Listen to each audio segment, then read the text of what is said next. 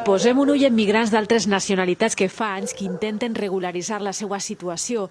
Moses va arribar a València fa vora 4 anys des de Líbia amb l'Aquarius. A les més de 600 persones migrants que viatjaven en aquell vaixell es prometeren que els tràmits s'agilitzarien per a reconèixer-los la protecció internacional, però la realitat és que a Moses li van denegar l'asil a pesar d'haver fugit de Sierra Leone, un país en conflicte. Sin respuesta, sin saber cómo es mi situación, si ellos van a darme o no, pero estoy en situación, como se llama, dilema, que no sabe sí o no. Està pendent que li responguin al recurs que va presentar contra la denegació d'asil. Vull recordar que per a poder demanar asil a València s'estava tardant entre 5 i 6 mesos en formalitzar l'entrevista i que els casos d'asil de moltes persones estan durant anys. Segons dades de la Comissió d'Ajuda al Refugiat, a Espanya es deneguen 9 de cada 10 sol·licituds d'asil de persones procedents de països com Costa d'Ivori, Mali o el Yemen. Si está regulando los ucranianos, porfa, no puedes olvidar que nosotros que vivimos aquí más de 4 años,